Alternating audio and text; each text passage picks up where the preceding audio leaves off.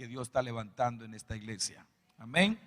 Muy bien, vamos a entrar entonces de lleno a la lección número 4, que tiene por título La salvación eterna. Por supuesto, algunos de ustedes ya conocen este tema, lo conocen bien, pero no esté con la mentalidad de nuevo creyente. Yo le invito a que esté tomando esta clase con la mentalidad de maestro, con la mentalidad de que usted va a estar dando muy pronto, va a estar dando una clase. Y si ese es su deseo suyo, pues empiece a prepararse, apunte, tome nota. No se limite a llenar los espacios solamente en su hoja. Vaya haciendo anotaciones ahí a un lado, aparte si quiere, y de todo lo que va escuchando, porque muchas cosas que yo explico no están aquí en la hoja. Por eso es importante que usted pueda ir haciendo sus propias anotaciones, si así lo considera usted y si así usted lo desea. Muy bien, empecemos pues. Vamos a inclinar nuestro rostro y vamos a orar. Padre, en el nombre de Jesús, una vez más nos ponemos delante de ti y queremos pedirte que tu Espíritu Santo sea nuestro maestro. Condúcenos a toda verdad. Convéncenos, Señor, de esta verdad eterna. En el nombre de Jesús atamos todo espíritu de oposición, de contradicción, todo espíritu de mentira, de religiosidad, todo espíritu de orgullo, de soberbia, todo espíritu que quiera perturbar tu verdad, tu palabra. Y Señor, en el nombre de Jesús declaramos que todo espíritu queda atado, lo declaramos mudos y sordos en el nombre de Jesús. Declaramos inoperante toda obra del enemigo y declaramos que tu Espíritu Santo tiene toda la libertad para guiarnos a toda verdad. En el nombre de Jesús hemos orado. Amén y amén. Muy bien, en el mundo existe un sinnúmero de ideas, de conceptos, religiones y tradiciones por medio de las cuales el ser humano rige su vida. Eso es una verdad. No siempre la gente la está rigiendo Dios. Son muchos factores, son muchos conceptos, son muchas cosas que están rigiendo la vida de los hombres. Sin embargo, aún con todo lo que el hombre pudiera pensar de que está bien las cosas en él, sin embargo, hay una verdad. El hombre tiene o continúa experimentando un gran vacío espiritual. Llena ese espacio, un vacío espiritual que intenta llenar con lo que a su juicio parece conveniente.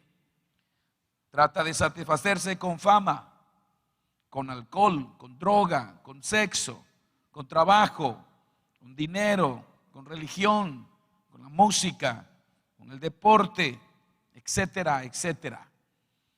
Pero a la larga encuentra que no importa lo que haga, es imposible llenarlo. Es imposible llenar ese gran vacío que la gente tiene, a pesar de que está buscando, a pesar que por momentos encuentra cierta satisfacción en donde está ocupando su tiempo o está inclinando su corazón. La razón de esto es que ese lugar o ese vacío en el corazón del ser humano solamente puede ser llenado con una relación íntima con Dios. Solamente puede ser llenado con una relación íntima con Dios. Alguien dijo de que el corazón, el vacío del hombre es tan grande que no lo puede llenar nada más que solamente Dios, porque solo Dios es grande. Por eso el hombre no encuentra, por momentos son ráfagas de felicidad, son solamente miserias lo que encuentra en el mundo el ser humano, porque no se sacia. Ustedes pueden notar, por ejemplo, que una persona está, de repente siente un vacío, está estresado, está triste y busca la oportunidad de salir de esa desesperación, de ese estrés. Se pone a escuchar música y no encuentra la música, cambia de ritmo, cambia de grupo, cambia de artista y no encuentra. Entonces decide, se va a ir al cine. va y empieza a buscar algún cine, y mientras está en el cine viendo la película, viendo la función, está contento, está entretenido, pero después sale y sigue sintiendo el mismo vacío. Y como tiene necesidad, es tanto, tiene miedo, etcétera, está tan necesitado que entonces va y busca un antro y va y empieza a tomarse unas copas, y luego con el calor de las copas como que empieza a sentirse bien, como que empieza a reírse porque está bajo el efecto del alcohol, y aparentemente se le olvidó por momentos, se le olvidó el problema, se le quitó el estrés porque está bajo el efecto del alcohol o de alguna droga.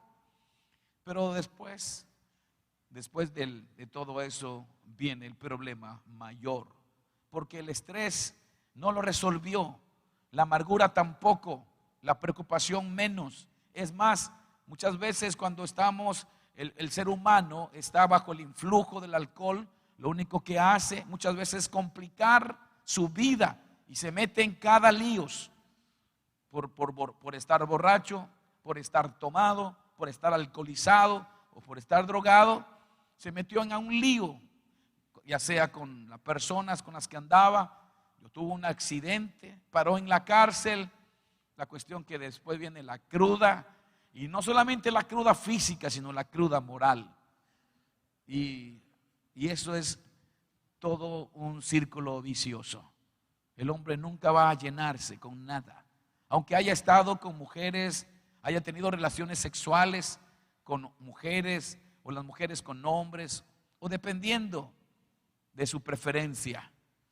Aún así no encuentra satisfacción, no encuentra paz, porque está queriendo llenar el vacío, la realidad del vacío que hay en su vida, queriéndola llenar con cosas superfluas, con cosas vanas, con cosas que en realidad no son más que vanidad de vanidades, como dice la palabra de Dios.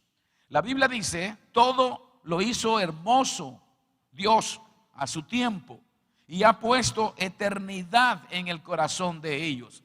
Hablando del hombre, ha puesto Dios, ¿qué cosa?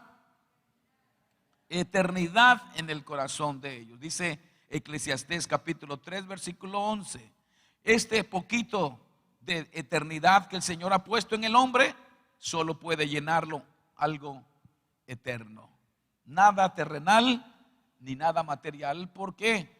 Porque tiene que ser relativo.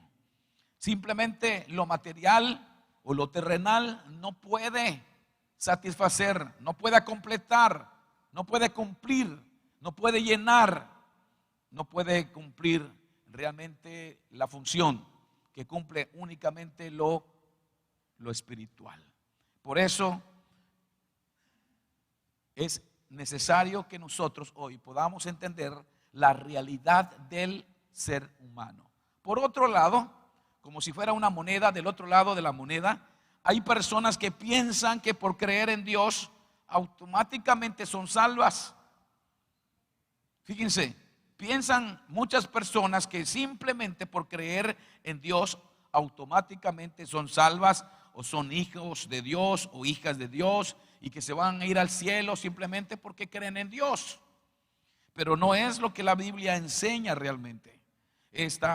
La palabra dice que todos nosotros somos creación de Dios, pero no todos somos sus hijos. Por ejemplo, la palabra de Dios dice en Juan capítulo 1 versículo 11, en un versículo que vamos nosotros a ver más después. Juan 1:11 dice: a los suyos vino y los suyos no le recibieron.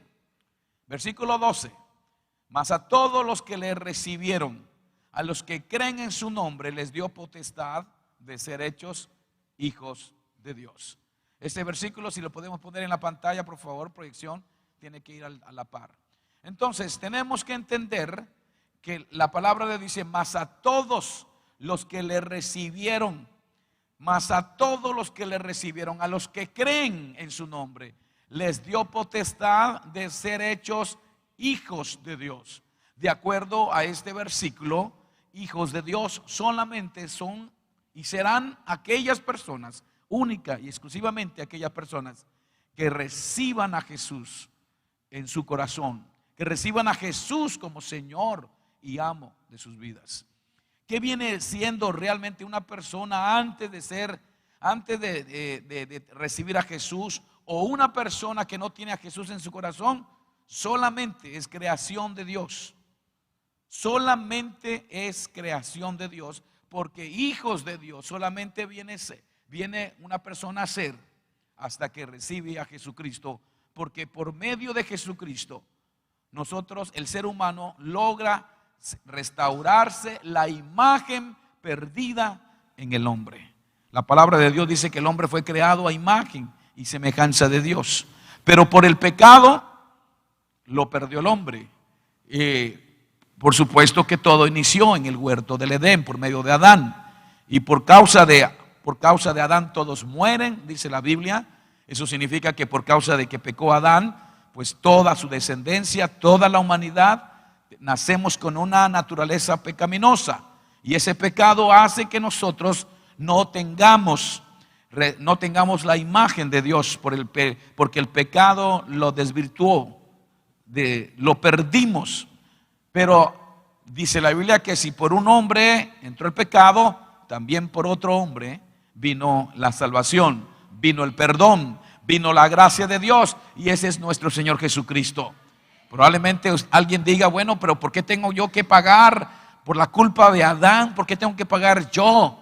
Pues no se preocupe, porque si es cierto, eso es una verdad, pero también es cierto de que Jesucristo no tenía ninguna culpa. Sin embargo, Jesús pagó el precio de la salvación del mundo entero.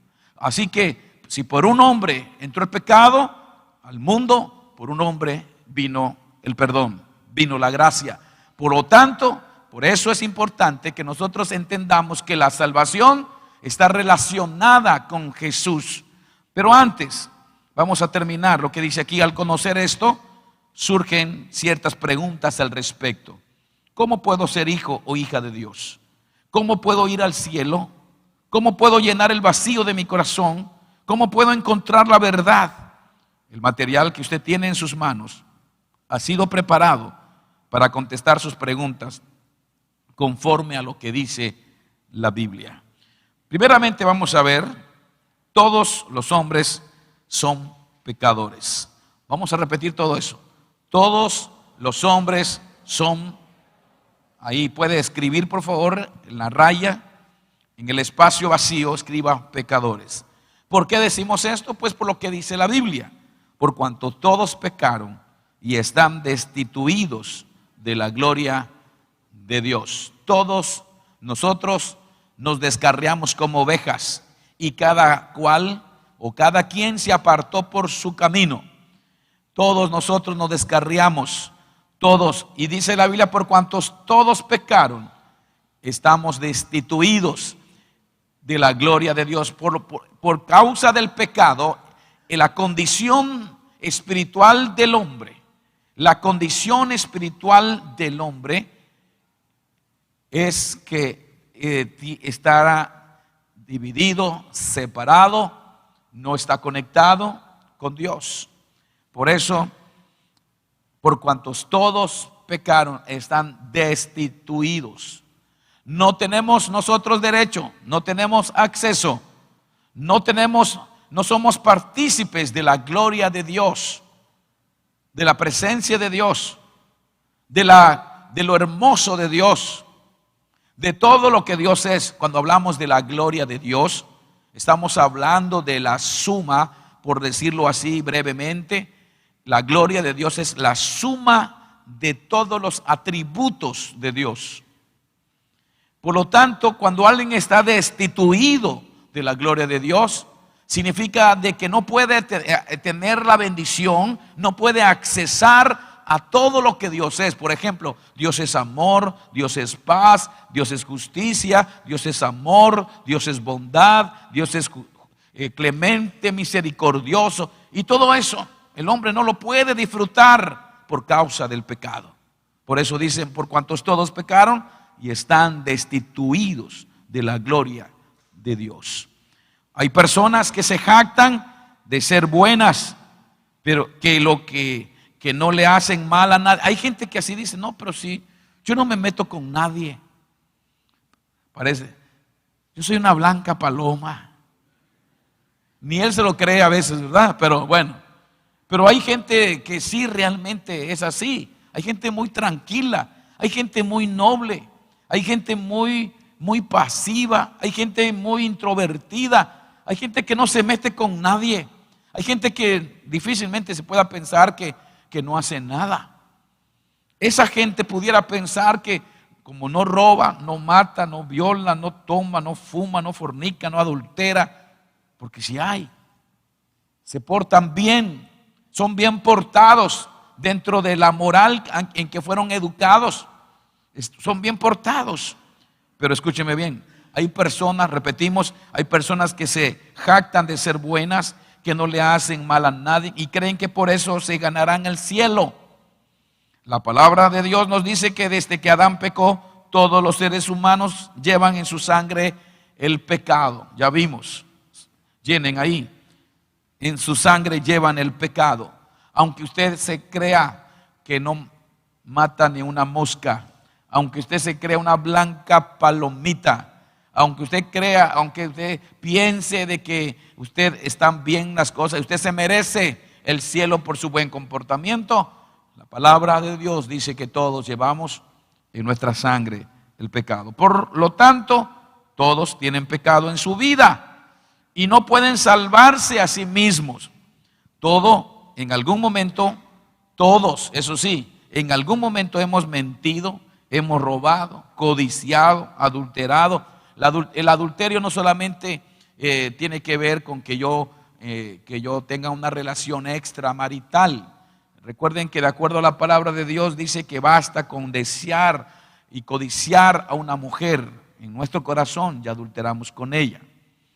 Muy bien, entonces adulterar, es decir, todos han pecado, todos hemos pecado, todos somos pecadores.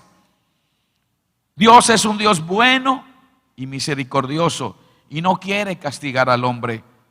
Él ama al mundo y aunque Él es amor, su justicia lo obliga a castigar al hombre por el pecado que comete. Dios ama al pecador, pero odia su pecado. Dios ama al pecador, pero odia su pecado. Esto resultó en un dilema para él. Y el modo de resolverlo fue a través de su Hijo, Jesucristo. Escriban. Y el modo de resolverlo fue a través de su Hijo Jesucristo, el cual vino a este mundo. Fue crucificado, murió y resucitó para pagar los pecados del ser humano. Por eso dice la Biblia, ¿cómo dice? Porque la paga del pecado es muerte, mas la dádiva de Dios es vida eterna en Cristo Jesús, Señor nuestro.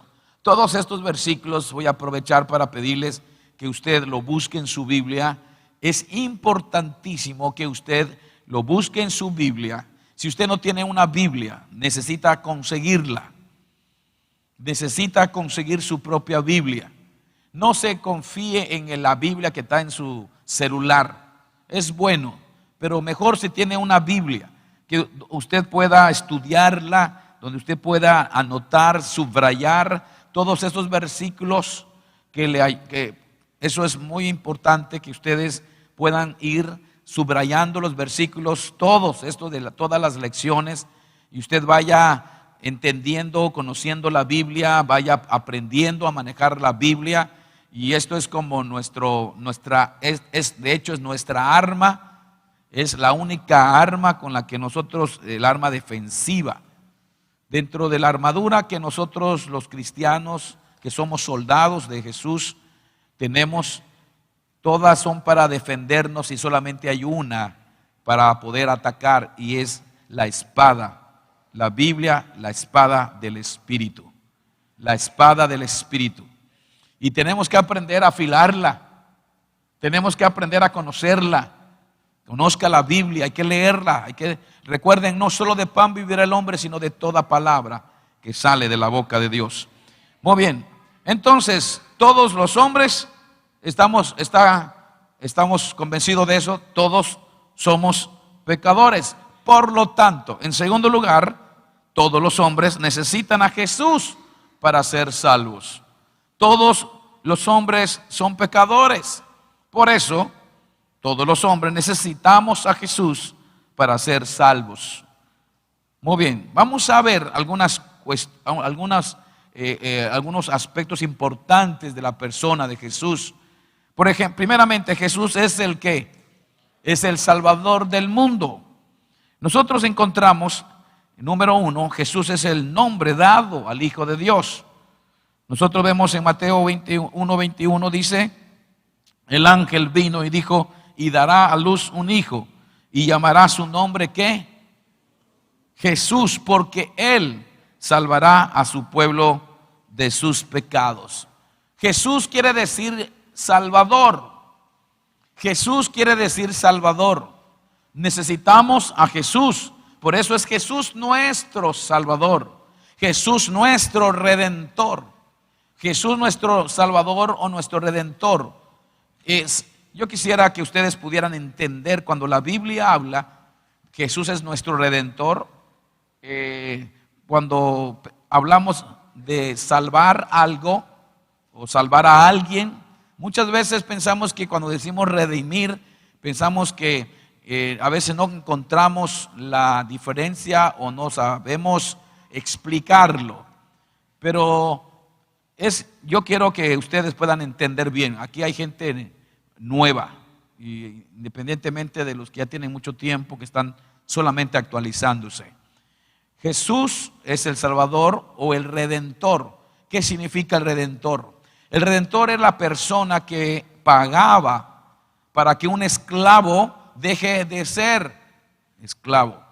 Pagaba por la libertad de un esclavo. Esa es una persona que hace el papel de Redentor. Jesús es nuestro Redentor porque Él pagó con su sangre, con su muerte en la cruz del Calvario, con su sacrificio, pagó el precio de la salvación, de la libertad de los pecadores. Por eso Jesús es nuestro Redentor. Así que cuando usted escuche la palabra Redentor, tiene que estar usted consciente de que no solamente nos salvó diciendo de yo te salvo, sino que significó que Él pagó por nuestra salvación. ¿Y cómo pagó? ¿Con qué pagó? ¿Con dinero? ¿Con pesos? ¿Con dólares? No, dice la Biblia que nos compró con precio de sangre. Con precio de sangre. Él pagó con su propia vida. Él es nuestro Redentor. Muy bien, Jesús es el nombre que se le dio al Hijo de Dios. ¿Por qué hablamos del Hijo de Dios? Porque Jesús realmente en Juan capítulo 1, no está en la Biblia, pero si está en proyección, Juan capítulo 1, versículo 1, dice la palabra de Dios: en el principio era el Verbo, y el Verbo era ¿qué? Con Dios, y el Verbo era Dios. Muy bien. En el principio ¿de qué? De todas las cosas. En el principio el verbo, la palabra verbo es la palabra. Eso quiere decir la palabra. Dios es el verbo. Jesús es el verbo. Ahora sí que como decía el cantautor, Jesús es verbo y no sustantivo. En el principio era el verbo y el verbo era con Dios y ese que era con Dios era Dios. En el versículo 14, ¿cómo dice? Aquel verbo que era Dios, ¿qué tiene? Versículo 14. Y aquel verbo fue hecho y habitó entre nosotros. Hasta ahí. Aquel verbo que era Dios se hizo carne. O sea que realmente Jesús es Dios, que se encarnó. Pero se le llama el Hijo de Dios porque vino por medio de mujer. Se le llama el Hijo de Dios porque nació por una mujer, por la Virgen María. Por eso se le llama el Hijo de Dios.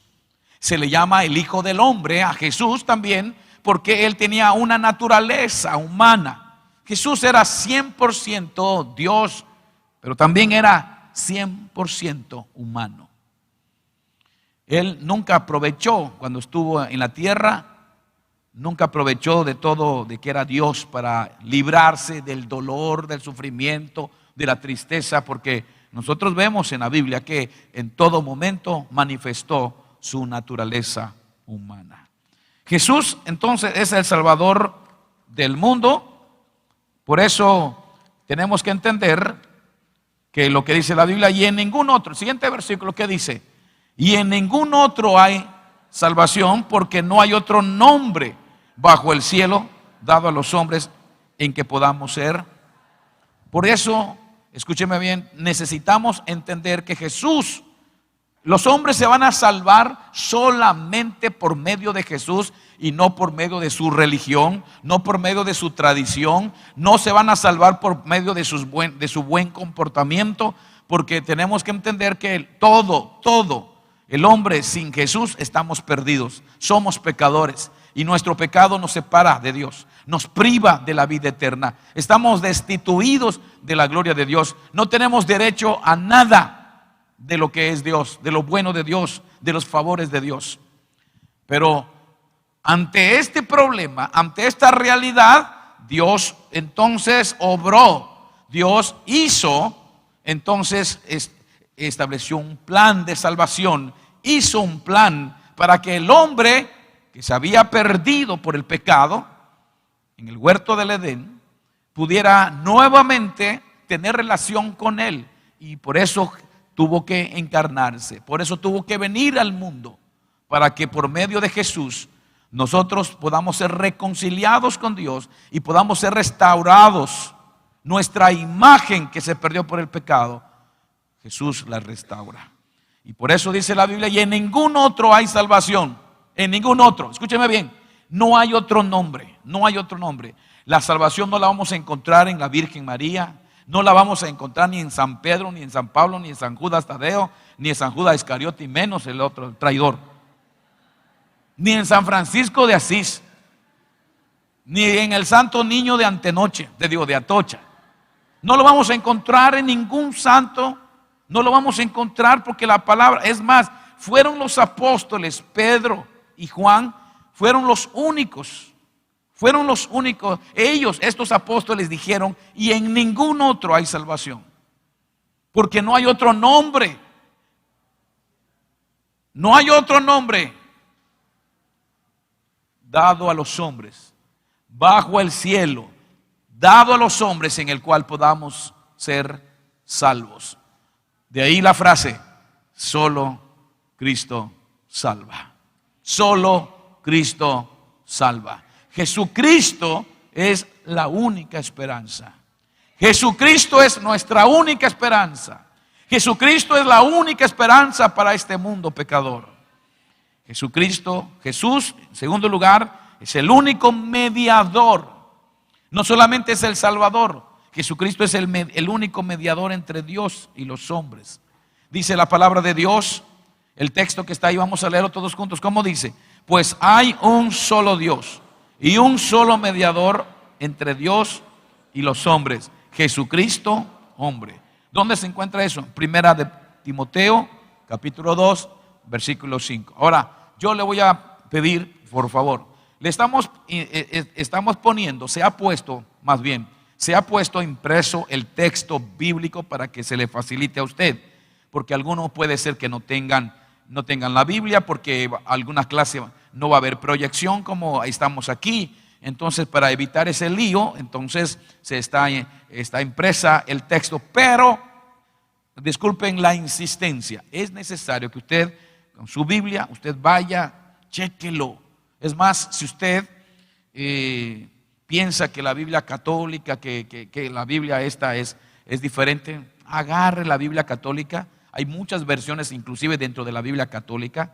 Así también hay varias Biblias, hay varias traducciones hoy en día. Nosotros la que usamos hoy es la versión Reina Valera 1960. Es la versión más pegada a la Biblia.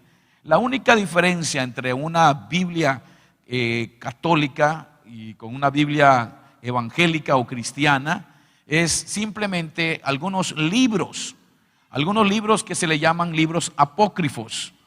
Se le consideran libros apócrifos o libros no inspirados.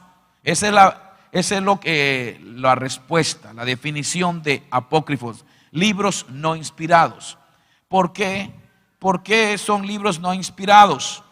Quiero rápidamente aprovechar esto porque estoy en la escuela de nuevos creyentes. Así que tengan paciencia, por favor, los que ya tienen tiempo en esto. La Biblia está compuesta por el Antiguo y el Nuevo Testamento. Y desde la creación, donde comienza en Génesis, hasta Malaquías, el último libro del Antiguo Testamento. Y luego el Nuevo Testamento. Este es el Antiguo Testamento, fue escrito en hebreo, y algunas porciones de la Biblia del Antiguo Testamento fueron escritos en arameo. El arameo era un dialecto del hebreo. Y el Nuevo Testamento comienza desde Mateo, los evangelios Mateo, Marcos, Lucas, Juan, etc., hasta Apocalipsis. Componen el libro el Nuevo Testamento. Ahora, entre el Antiguo Testamento y el Nuevo Testamento se le conoce como el período del gran silencio, un tiempo aproximado de 400 años. 400 años que no hubo inspiración, no hubo iluminación, Dios no habló, Dios no se manifestó. Por eso se le llama el período intertestamentario, o también se llama el período interbíblico, o también se le conoce como el período del gran silencio. Todos estos libros apócrifos, todos estos libros que no están en nuestra Biblia, que es de la Biblia católica a la Biblia, nuestra Biblia, todos los demás libros están y dicen lo mismo. Pueden decirlo en diferentes palabras, pero el significado es el mismo. Por eso repito, aún dentro de la Iglesia Católica hay varias versiones diferentes. Está la Nácar Colunga, está la Biblia, la Torres Amat, Félix Torres Amat, está la Guadalupana, está la Jerusalén, hay varias. Muy bien. Así que nosotros también hay varias versiones. Está la NTV, está la Nueva Versión Internacional, pero la que nosotros usamos, la más pegada a los originales, es la revisión 60, la Biblia Reina Valera. Muy bien, no quiero en este momento estar hablando de historia, pero es importante porque es una clase de nuevos creyentes y necesitan ustedes entender por qué nuestra Biblia no tiene esos libros que tiene la Biblia católica. Y porque estos libros se escribieron en ese tiempo y como no se consideran, como se considera más bien un tiempo donde no hubo inspiración, no hubo dirección, Dios no habló, Dios no se manifestó, Dios estuvo callado en todo ese tiempo. Por lo tanto, lo que se escribió ahí, por ejemplo, el libro de los Macabeos, que se escribió en ese tiempo, se escribió la historia de la revelación de los judíos, no se encuentra aquí, porque fueron escritos exactamente en ese tiempo. Pero eso no afecta en nada, esos libros no afectan en nada, y sí, en un momento dado pueden hasta confundir, porque contradice a todo lo demás de la palabra de Dios. Muy bien, espero que le haya ayudado un poquito esto. Muy bien, entonces, Jesús es el único mediador entre Dios y los hombres. Pues hay un solo Dios, dice, y un solo ¿qué? Mediador entre Dios y los hombres. ¿Y cuál es su nombre? Jesucristo. Ahora, la pregunta aquí dice, la pregunta a responder es, ¿por qué Jesús es el único mediador entre Dios y los hombres? Fíjense, estamos hablando, nosotros no enseñamos, no encontramos en la Biblia que tengamos una mediadora. No encontramos en la Biblia de que tengamos una abogada, ni mediadora, ni medianera. No, la Biblia dice que solamente hay un Dios y un mediador entre Dios y los hombres. ¿Cómo se llama? Lo dice la Biblia. No dice que es la Virgen María, no dice que es San Pedro o San Pablo o San Judas o Santiago. No encontramos ningún apóstol, ningún profeta, ningún discípulo de Jesús. Solo Jesús es nuestro mediador. La pregunta es, ¿por qué Jesús es el único mediador entre Dios y los hombres? Jesús es el único ser que es Dios y fue hombre al mismo tiempo. Por lo tanto, entiende a Dios y entiende al hombre. Y de la misma manera siente y conoce el corazón del Padre y su santidad, tanto como el corazón del hombre y su pecado. Por eso dice Hebreos, porque no tenemos un sumo sacerdote que no pueda compadecerse de nuestras debilidades, sino uno que fue tentado en todo según nuestra semejanza, pero sin pecado. Muy bien, Jesús es el único ser que puede tomar al hombre de las manos y reconciliarlo con Dios. Repito eso, Jesús es el único ser que puede tomar al hombre de las manos y reconciliarlo con Dios. Por eso Él es el único mediador entre Dios y los hombres. No queremos que usted tenga un concepto equivocado. Por otro lado, esto de nuestro mediador, yo quisiera que veamos un versículo también, porque aunque no está aquí, pero vale la pena que lo consideremos. Primera de Juan, capítulo 2, primera carta del apóstol Juan, capítulo 2, y ahí encontramos nosotros, porque hay una enseñanza, por supuesto, que en la religión tradicional donde se enseña que la Virgen María o la Madre de Jesús es nuestra abogada, o cuando se ora y si se ruega por nosotros. No encontramos eso en la Biblia. Lo que nosotros encontramos, sí, lo que dice primera epístola universal de San Juan Apóstol, capítulo 2, versículo 1, dice: hijitos míos, estas cosas os escribo para que no pequéis. Y si alguno hubiere pecado, abogada tenemos. No dice abogada. ¿Qué dice? Abogado tenemos para con el Padre. ¿A quién? ¿Quién? A Jesucristo. No lo estoy diciendo yo, lo dice la palabra de Dios. A Jesucristo el justo. Y Él, Jesucristo, Él es la propiciación por nuestros pecados. Y no solamente por los nuestros, sino también por los de todo el mundo. Amén. Por eso Él es nuestro mediador. Él es el que ruega por nosotros. Él es el que intercede por nosotros. Él es nuestro intercesor. Por eso dice el versículo que sigue: y por medio de Él reconciliar consigo todas las cosas, así las que están en la tierra como las que están en los cielos, haciendo, ¿qué cosa? La paz mediante la sangre de su cruz. O sea, que por medio del sacrificio de nuestro Señor Jesucristo en la cruz del Calvario, nosotros se establece una paz. Logramos tener paz con nuestro Dios y Padre. Pero cuando nosotros aceptamos a Jesús, no es porque Jesucristo haya muerto y ya murió por todo el mundo y por lo tanto, pues, aunque yo no crea en Él, va a ser efecto eso en mi vida. No, es cierto que murió por todo el mundo, pero va a ser una realidad en nuestra vida cuando yo reciba a Jesús, cuando yo acepte a Jesús, cuando le abra mi corazón para que le pida que venga y entre a mi vida.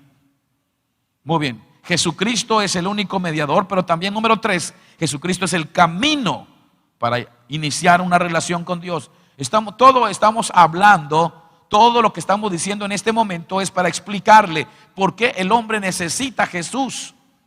¿Por qué el hombre no tiene que tomar en cuenta la religión y estar confiando en la religión y en su buen comportamiento y que se tiene que enfocar en la persona de Jesús? Porque ya vimos que Jesús es el Hijo de Dios, es el Salvador que Dios mandó. Pero también Jesucristo es nuestro mediador. Ya vimos por qué nuestro mediador. Y ahora veamos por qué Jesucristo es el camino para iniciar una relación con Dios. Jesús le dijo: yo soy ¿qué? El camino. ¿Y qué más? Y la verdad y la vida. Nadie viene al Padre sino por mí. La única forma de ir al Padre, escúchenlo, la única forma de ir al Padre, la única manera de llegar al cielo, el único modo de ser salvo, de que los pecados sean perdonados, es reconociendo a Jesús como Señor y Salvador personal. Por eso dijo: nadie viene al Padre sino por mí. Nadie viene al Padre sino por mí.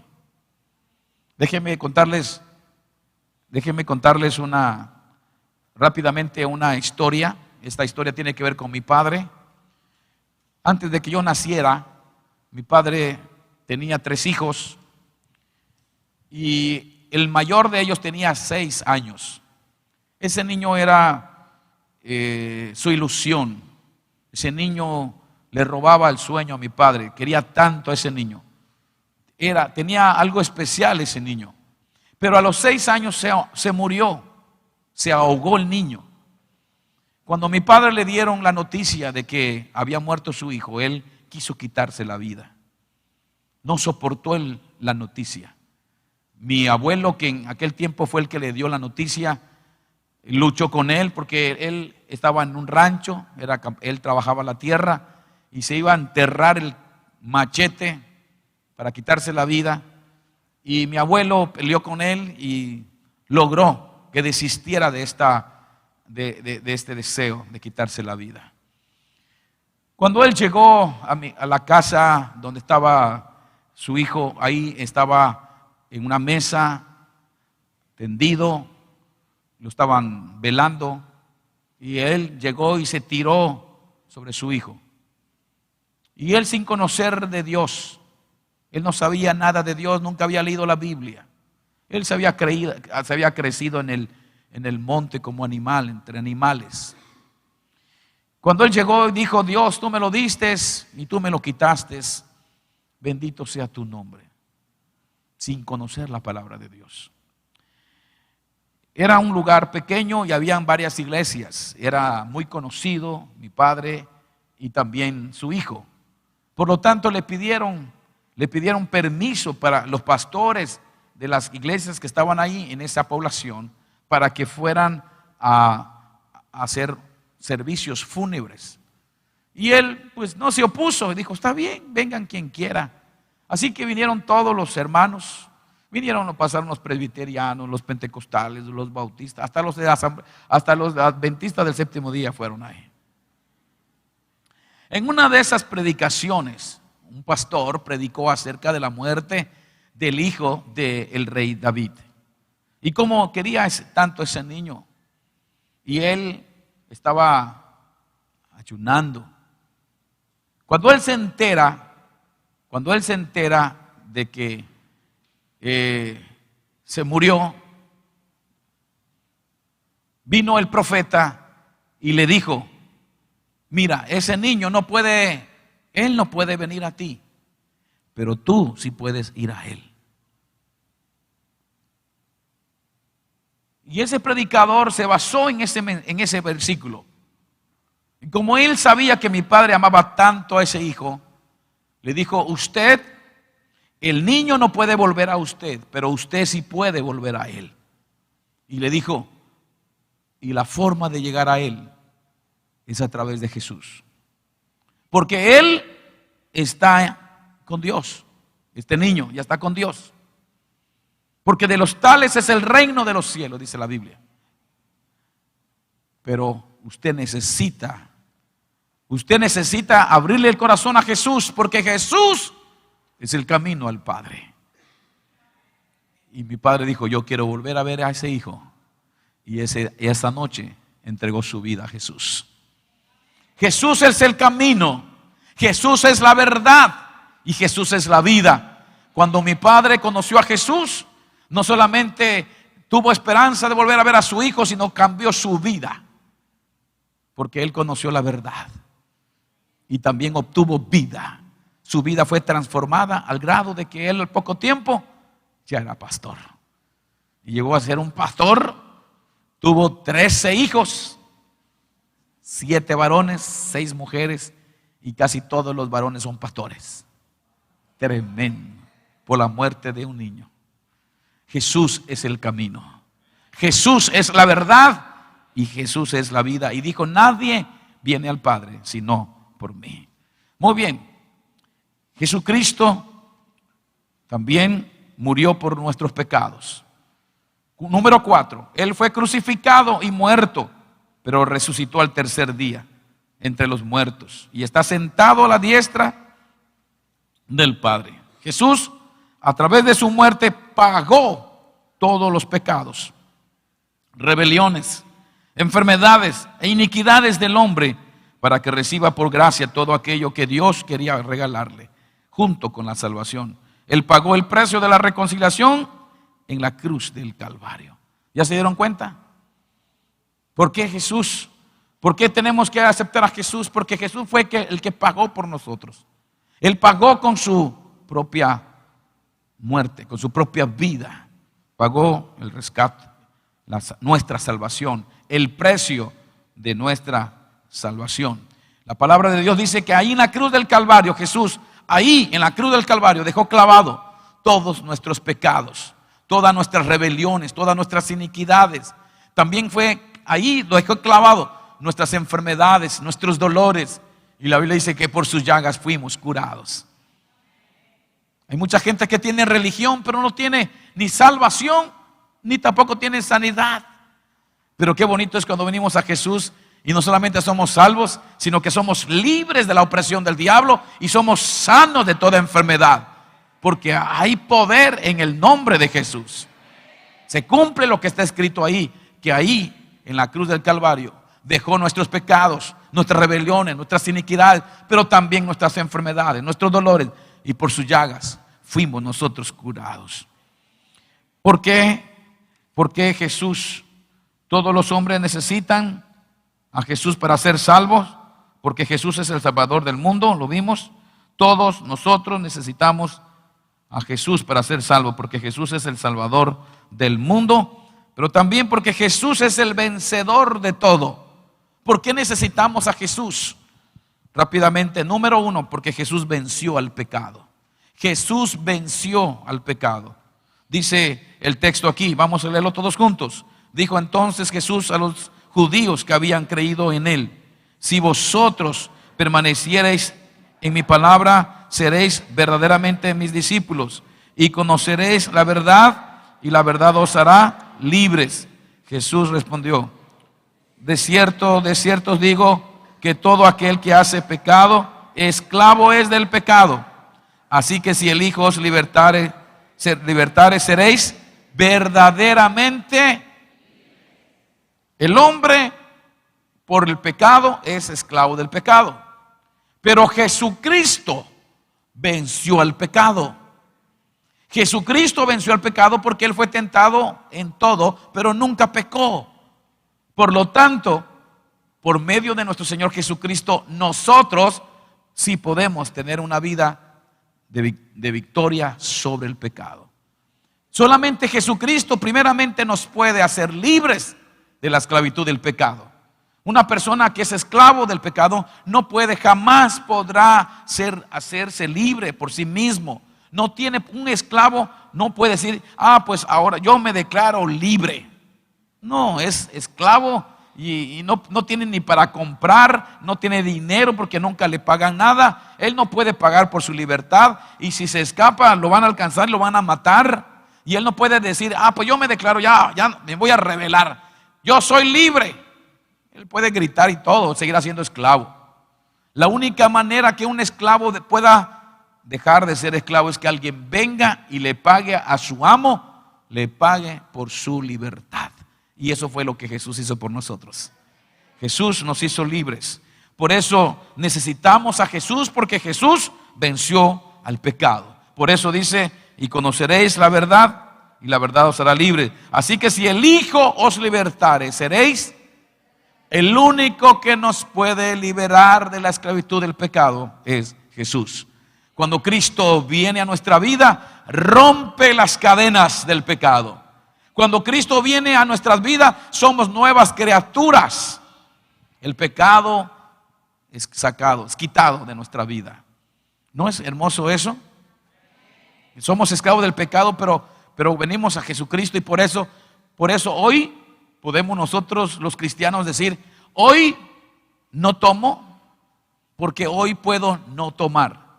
Antes tomaba porque no podía tomar, no podía dejar de tomar.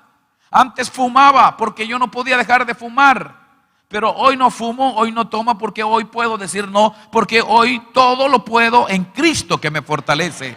Hoy yo soy libre de la esclavitud del pecado. Es más, no necesito del cigarro, no necesito del alcohol, no necesito del pecado y la maldad para ser libre, ni para tener alegría y tener paz, porque ahora Jesucristo ha traído paz a mi vida. Hoy tengo razón de vivir. Como cristianos hoy tenemos una nueva vida. Tenemos motivo, tenemos propósito, tenemos razón de vivir. Hay alegría en nuestro corazón, ¿o no? La salvación trae gozo a la vida. La salvación produce gozo. Por eso el salmista dijo: devuélveme el gozo de mi salvación cuando pecó. Porque cuando somos libres, cuando tenemos la salvación, produce gozo en nuestra vida. Pero también Jesús venció al diablo. Jesús venció al diablo. Dice 1 de Juan 3:8: el que practica el pecado es del diablo, porque el diablo peca desde el principio. Pero para esto apareció el Hijo de Dios, para deshacer las obras del diablo. Imagínense, nosotros somos no solamente esclavos del pecado, sino que también somos esclavos. El hombre es un esclavo del diablo. ¿Y quién nos puede quitar? ¿Quién nos puede hacer libre de la esclavitud de Satanás? Solamente Jesús. Porque Jesús venció a Satanás. Jesús venció a Satanás. Jesús venció al diablo. Y uno más, Jesús también venció a la muerte. Jesús venció a la muerte, porque primeramente os he enseñado lo que asimismo recibí, que Cristo murió por nuestros pecados, conforme a las Escrituras, y fue sepultado, y que resucitó al tercer día, conforme a las Escrituras. Jesucristo, la muerte, sí, murió, fue sepultado, pero Él venció a la muerte, resucitando. Jesús resucitó. Jesús resucitó. Jesús, dígame, ¿quién ha resucitado por sí mismo? Todas las grandes religiones del mundo, como Mahoma, como el gran líder de los hindús, Mahatma Gandhi, como Buda, Mahoma, todos estos hombres importantes, líderes de las religiones más grandes del mundo, murieron. Ninguno resucitó, ninguno venció la muerte. Pero Jesús, conforme estaba escrito en su palabra, Jesús venció a la muerte y resucitó. Y Él dijo: yo soy la resurrección y la vida. El que cree en mí, aunque esté muerto. Qué hermoso es. Entonces nosotros tenemos que entender, por esta razón necesitamos a Jesús, porque Jesús es vencedor de todo. Y vamos a terminar aquí. ¿Cómo se recibe la salvación? ¿Cómo se recibe la salvación? La salvación se recibe por fe. La salvación se recibe por fe. La salvación se recibe por fe. Hay personas que tienen una idea muy personal de lo que es la fe. Piensan que con el solo hecho de creer con la mente están creyendo en Dios. Y realmente no es así. Se debe de creer con el corazón. Esa es la gran diferencia. Escriba, por favor. Escriba. Se debe de creer con el corazón. Se debe de creer con el corazón. Otras personas creen en Dios solo cuando tienen problemas. Pero una vez que los resuelven, se olvidan de Él. ¿Ustedes conocen a alguien ahí? No, no, aquí no hay ninguno. Si usted hace una encuesta alrededor de su vecindario y le pregunta a la gente si cree en Dios, ¿qué van a decir la mayoría? Sí, claro que sí. Muy raramente se va a encontrar con un ateo ahí. Y algunos son ateos, gracias a Dios. Así dicen, yo soy ateo, gracias a Dios. Pero eso no salva a nadie. La Biblia dice, ¿tú crees que Dios es uno? Bien haces. Los demonios también creen y tiemblan. No lo va a salvar a nadie el simple hecho de decir que creen en Dios. Su fe no tiene impacto en su vida, por eso sigue pecando, por eso sigue deprimida la persona, por eso sigue sin esperanza. La Biblia enseña que los demonios creen y tiemblan ante la presencia de Dios, sin embargo eso no los hace salvos. Entonces, no es suficiente creer con la mente que Dios existe, sino que debe creerse con el corazón y confesarse con la boca. Por eso dice la palabra de Dios aquí, porque por gracia sois salvos. ¿Por qué? Por medio de la fe. Y esto no es de vosotros, pues es don de Dios y no es por obras, para que nadie se gloríe. Porque de tal manera amó Dios al mundo, que ha dado a su Hijo unigénito, para que todo aquel que en Él cree no se pierda, mas tenga vida eterna. Juan 3:16. Muy bien, entonces la salvación se recibe por fe. Usted tiene que creer con el corazón. Con el corazón, y eso lo va a llevar a que usted haga una confesión. ¿Qué debe de hacer el hombre para ser salvo? ¿Qué debe de hacer el hombre para ser salvo?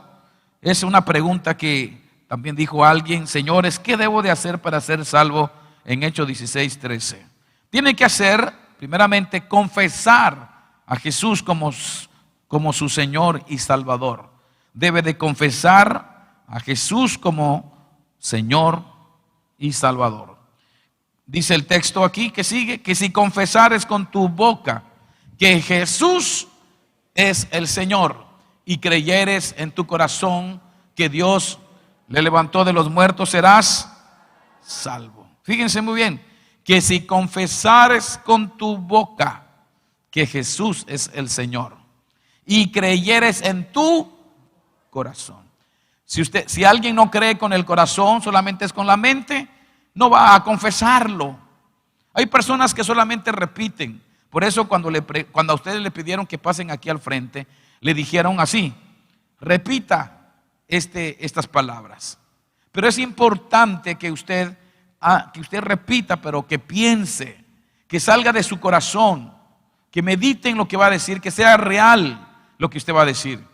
Porque si usted dice algo, fíjense bien, si alguien repite una oración, pero solamente es de boca para afuera, no va a experimentar ningún perdón, ninguna salvación, no va a pasar nada en su vida.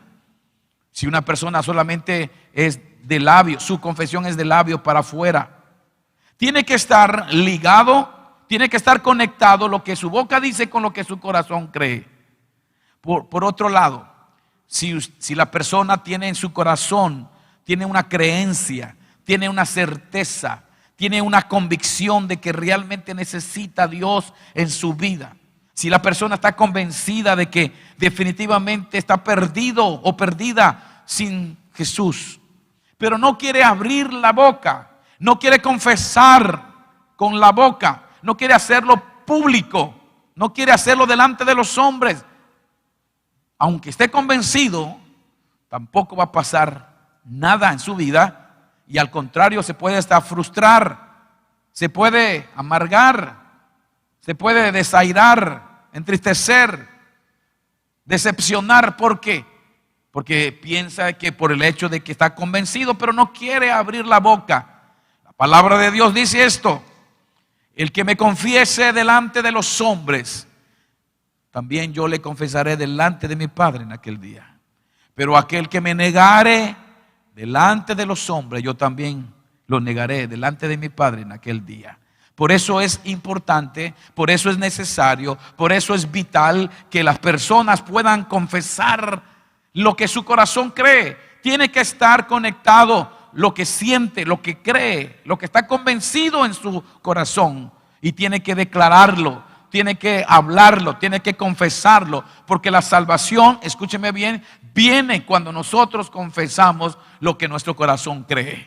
Por eso dice ahí que si confesares con tu boca que Jesús es el Señor, y creyeres en tu corazón que Dios le levantó de los muertos, serás salvo. Porque con el corazón, dice el siguiente versículo, porque con el corazón se cree para justicia, pero con la boca se confiesa para salvación. Por eso es importante que usted, si no ha hecho esa oración correctamente, lo haga, que usted lo haga. Muy bien, además, ¿qué debe de hacer para que usted pueda ser salvo? Además de confesar, usted debe de recibir a Jesús como Señor y Salvador. Es como del otro lado de la moneda. Tiene que recibir, porque dice la Biblia en Juan 1:12, mas a todos los que lo recibieron, a los que creen en su nombre, les dio potestad de ser hechos hijos de Dios, los cuales no son engendrados de sangre, ni de voluntad de carne, ni de voluntad de varón, sino, o sea que el derecho de ser hijo de Dios no es producto, no viene en consecuencia de no lo va a heredar. Usted no puede comprar la salvación. La salvación no se puede heredar. La salvación no se puede biznear, como alguien dijo. No, la salvación solamente viene o se da cuando nosotros abrimos nuestro corazón a Cristo Jesús. Mas a todos los que le recibieron, a los que creen en su nombre, a todos los que le recibieron. Si una persona no ha recibido a Jesús en su corazón, no lo ha aceptado, no lo ha recibido en su corazón, escúcheme bien, no puede pensar que esa persona tenga la salvación de Dios. No tiene a Dios en su vida, no tiene a Jesús en su vida. Escúcheme bien, yo quiero terminar con esto.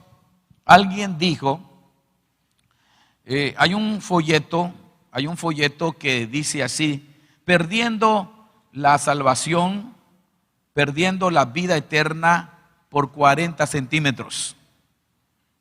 Perdiendo la vida eterna por 40 centímetros. Porque 40 centímetros es lo que mide la cabeza del corazón. La distancia que hay entre la mente y el corazón son aproximadamente 40 centímetros. Y dice este tratado, este folleto, perdiendo la vida eterna por 40 centímetros. Porque hay gente que solamente tiene conocimiento. Lo único que hacen es creer en Dios en la mente y piensan que ya la hicieron. No es suficiente, pues, que usted solamente sepa. No es suficiente que usted tenga conocimiento. Hay gente que lee la Biblia. Hay gente que lee la Biblia, pero solamente tiene conocimientos. Hay gente que cree en Dios, pero solamente tiene conocimiento de Dios. No tiene una experiencia real y personal con Jesús. La persona tiene que arrepentirse sinceramente de todo corazón y tiene que abrir su corazón. Tiene que estar dispuesto a entregarle el corazón a Jesús. Entregarle el corazón a Jesús significa que la persona está dispuesta, está decidida a entregarle su vida a Jesús. Escúcheme bien. La salvación, alguien dijo que la salvación es gratis, que la salvación no tiene precio. Sí, no tiene precio de dinero. No podemos comprarla. No podemos nosotros llegar a un acuerdo con Dios con respecto a comprar la salvación, no. Pero sí tiene un precio. El precio de la salvación del hombre es de vida por vida. Jesús dio su vida por ti y por mí, y nosotros tenemos que también entregarle nuestra vida al Señor. Y eso es lo que significa cuando el Señor dice: dame, hijo mío, tu corazón. Cuando Él dice, cuando dice la Biblia que abramos el corazón, significa que le entreguemos nuestra vida, que permitamos que Él gobierne nuestra vida. Cuando nosotros decimos que estamos entregando el corazón, es porque en el corazón radica la voluntad del hombre. Entonces, cuando le entregamos nuestro corazón a Jesús, significa que le estamos dando permiso, le estamos dando todo el derecho, toda la autoridad para que Él gobierne nuestra vida. Por eso, cuando Jesús viene a nuestra vida, viene el gobierno de Dios a nuestra vida. Viene el reinado de Jesús en nuestra vida. Él viene a ser nuestro amo, nuestro dueño, nuestro Señor y nuestro Dios. Yo en esta noche quiero invitarles para que seamos honestos. Yo quiero pedirles primeramente que inclinen su rostro, por favor. Quiero pedirle que usted, si escuchó bien esta lección, usted lo entendió bien, yo quisiera invitarlo. Si alguno de ustedes, yo quiero dejar bien claro esto, escuchen bien, Jesús no entra y sale. Jesús no entra y sale. No tenemos que aceptar a Jesús cada noche o cada semana. Si usted ya tiene a Jesús, si usted está convencido de que Jesús está en su corazón, porque usted ya abrió su corazón, usted debe de sentir su presencia. Usted debe de estar seguro de su salvación. Yo le pregunto en este momento, si en esta noche usted llegara a morir, ¿está usted seguro a dónde va a ir? ¿Está usted seguro o está usted segura en dónde va a pasar la eternidad? Si usted todavía no está seguro, es porque simplemente usted no tiene la salvación. Porque la salvación de Dios trae seguridad. La salvación de Dios da seguridad. Jesucristo dijo: mis ovejas oyen mi voz y yo las conozco y me siguen, y yo les doy vida eterna y no perecerán jamás, y nadie las arrebatará de mi mano. Mi Padre que me las dio es mayor que todos. Jesús nos ofrece vida eterna. De cierto os digo, el que oye mi palabra y cree al que me envió tiene vida eterna, y ya no vendrá a condenación, mas ha pasado de muerte a vida. Si nosotros hemos creído plenamente en Jesús, entonces nosotros, si tenemos a Jesús, tenemos la vida. La Biblia dice: el que tiene al Hijo de Dios tiene la vida, y el que no tiene al Hijo de Dios no tiene la vida. Y si usted tiene a Jesús en su corazón, no en la mente, en su corazón, usted debe de tener la seguridad entonces, que si en esta noche llegara la muerte a su vida, usted sabe que va a pasar la eternidad con Dios, con su Señor, con su Redentor, con su Padre eterno. Pero si usted no está seguro todavía, si usted no está segura, pero en esta noche usted quiere dar ese paso, y usted no quisiera que usted, repito, que si usted lo esté haciendo cada vez que le hagan la invitación, esto es solamente para aquellas personas que no están convencidas, porque para esto son estas clases, para confirmar su fe, por si no lo había entendido, por si no había usted tomado una decisión seria. Esta noche puede ser la última. Yo le invito, si hay alguien aquí que quiere hoy, que no está seguro, que no ha tomado en serio, no había tomado en serio la decisión, no le había entregado a Jesús su corazón, pero hoy quiere hacerlo, le voy a pedir que levante su mano, por favor. ¿Habrá alguna persona aquí? Que Dios le bendiga. Que Dios le bendiga. ¿Quién más? Levante la mano sin temor. Que Dios le bendiga. ¿Quién más? Sea usted sincero, sea usted sincera, no tenga temor. Es todo lo contrario. No se trata de que usted viva engañado, ni que viva en esclavitud. Y hoy puede ser el día. Hoy puede ser el día. El gran día para usted. Usted no sabe qué va a pasar al salir ahí, Por eso le invito.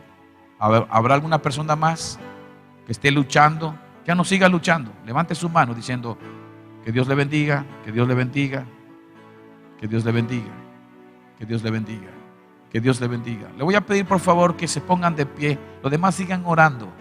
Pónganse de pie, por favor, los que levantaron la mano.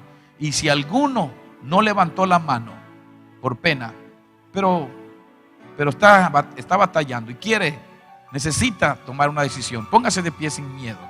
Y le voy a invitar para que usted repita una oración verdadera, una oración que pueda usted experimentar la salvación de Dios. Si usted no levantó la mano pero quiere hacerlo, póngase de pie. Póngase de pie. Gracias.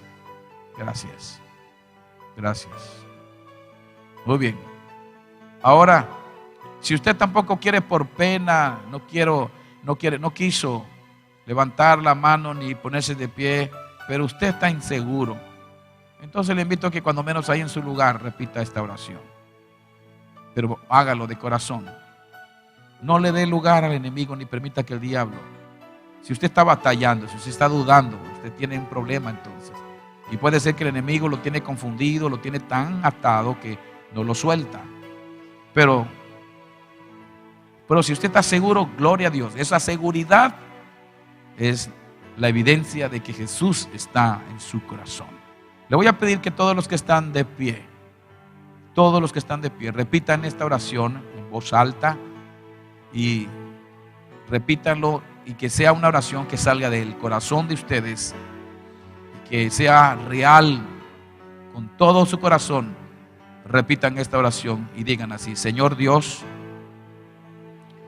en esta noche yo reconozco sinceramente que soy un pecador. Reconozco que mi pecado me separa de ti y me priva de la vida eterna. En esta noche reconozco que no puedo salvarme a mí mismo, que nadie más me puede salvar, solo Jesús.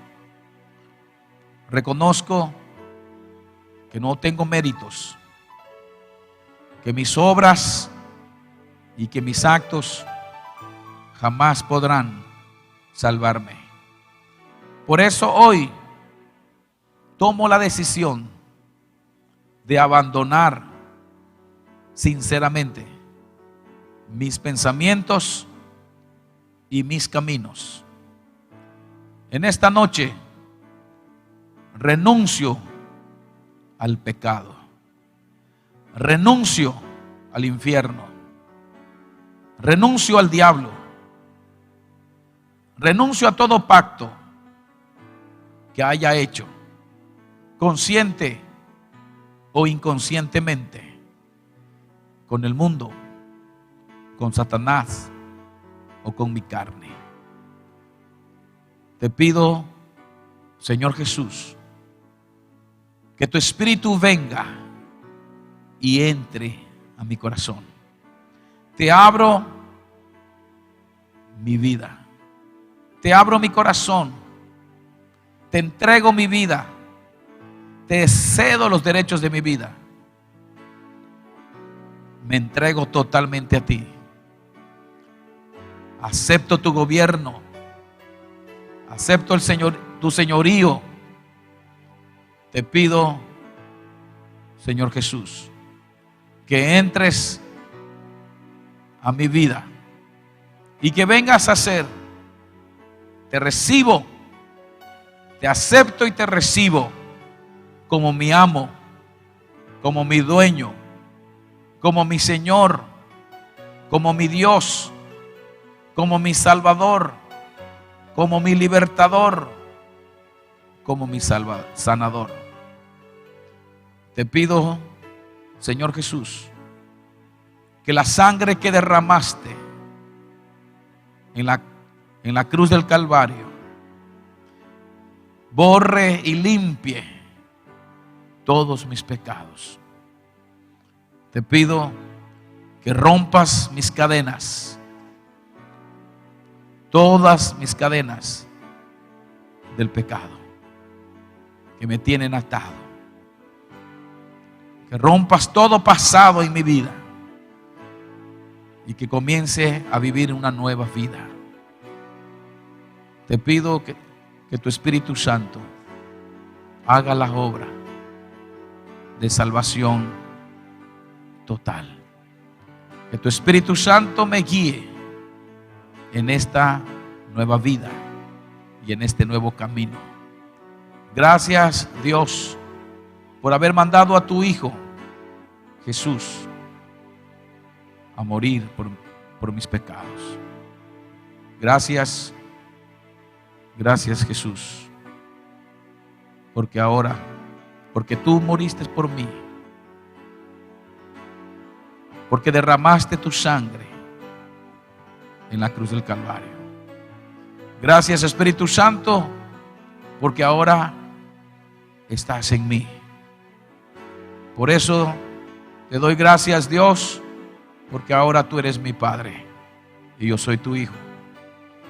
Te doy gracias, Jesús, porque ahora tú eres mi Salvador y mi Señor y yo soy tu siervo. Te doy gracias, Espíritu Santo, porque tú eres mi guía, tú eres mi consolador y yo soy tu discípulo. En el nombre de Jesús me declaro hijo de Dios y propiedad del Espíritu Santo. Amén y amén. Aleluya. Permanezcan de pie, por favor. Todos ustedes que hicieron esta decisión, a pesar de que ya tienen tiempo aquí, pero que en esta noche estamos convencidos que ustedes lo hicieron, eso es la confirmación. Yo quiero pedirle, por favor, que le demos a todos ellos un aplauso bien hermoso, bien bonito. Y le voy a pedir que los que estén cerca de ahí, vaya, salúdelo, abrácelo, felicítelo, dile: te felicito, porque eso es de varones, eso es de verdaderos cristianos.